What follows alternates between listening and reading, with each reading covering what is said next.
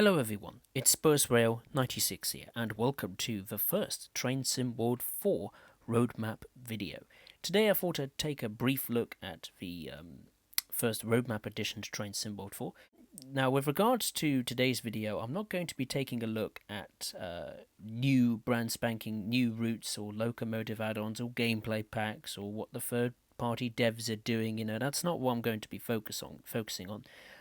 You can see on your screens now there's a little brief overview of what to expect within the next 6 to 12 months, and there's not much to say really on all that, on those bits and pieces that Dovetail has listed as new routes and content. It doesn't even have any codes, so we can't even get an idea of what these new routes or loco add-ons will be.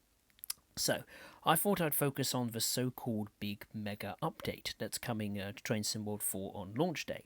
Now, what this big mega update is it's a big bunch of updates for routes that we currently have for Train Sim World 3, but is being launched for Train Sim World 4 instead of Train Sim World 3 because, Dovetail makes you, as a business move, it makes sense for them, doesn't it? Because it itches you to get that new game, get your wallet out and spend your money.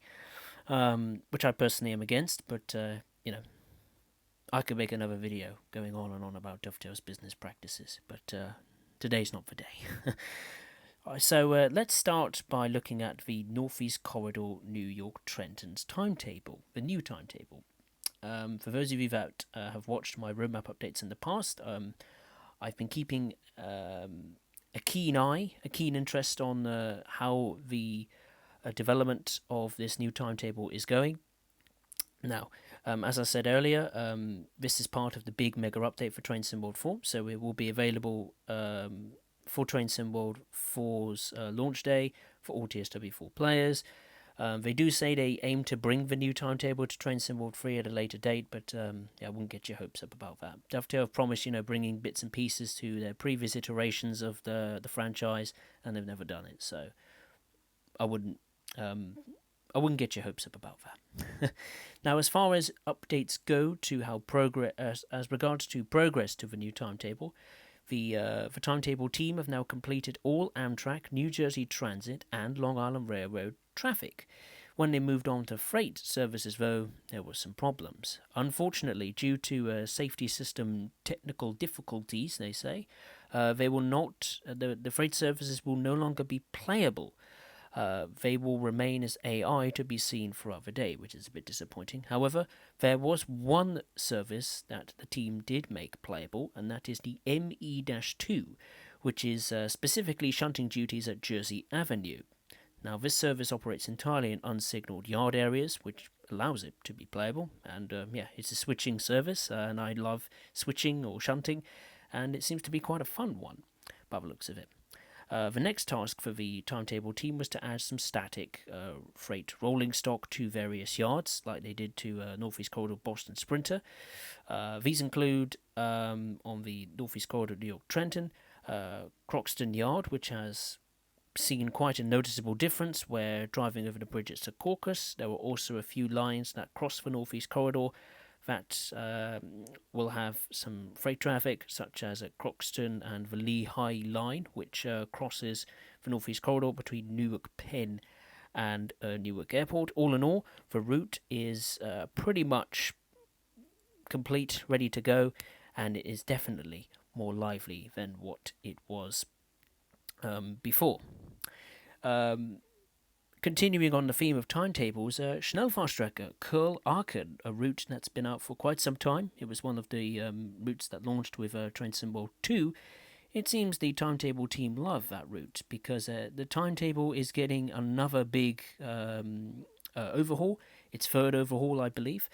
The timetable team have decided to completely gut the current timetable and rebuild it from scratch.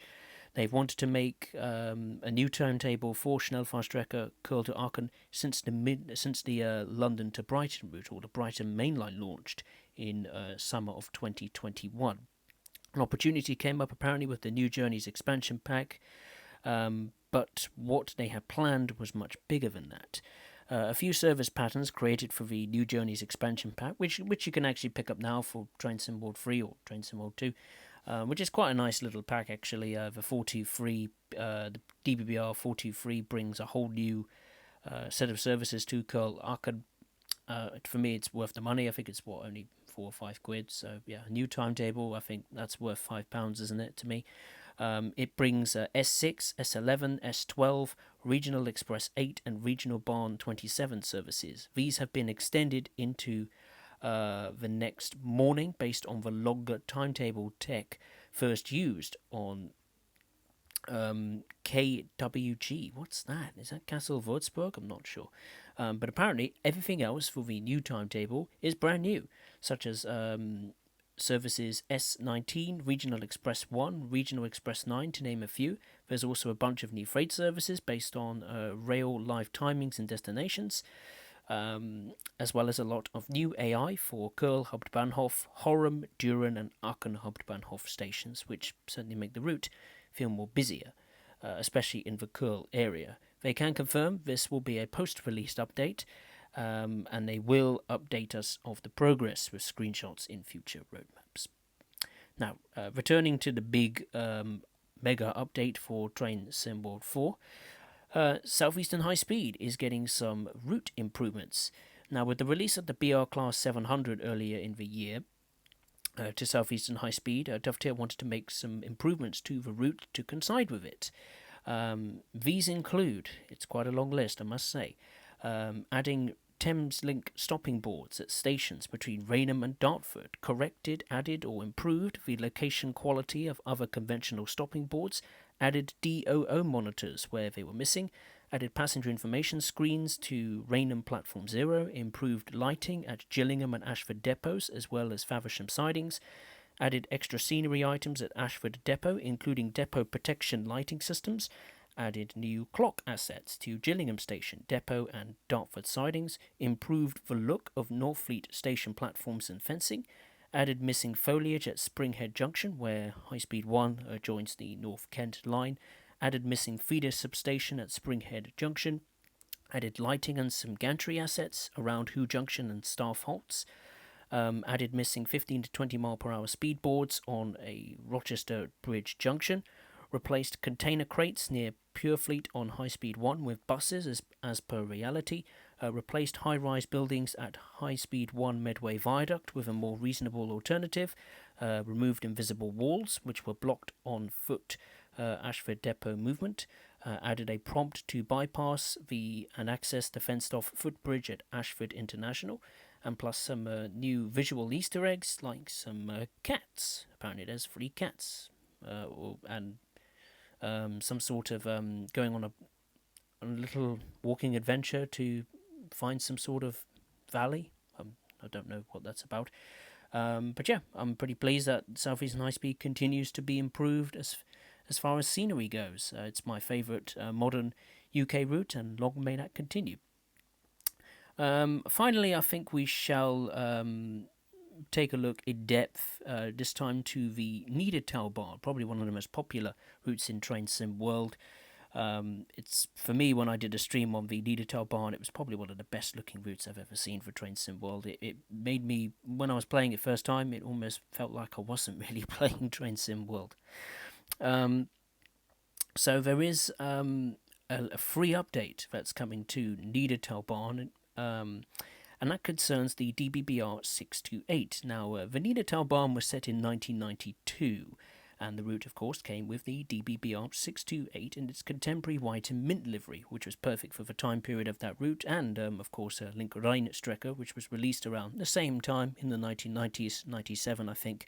However, the modern German and Austrian routes wouldn't be perfect, apparently, if we had a Deutsche Bahn Rigo Red BR628 for them.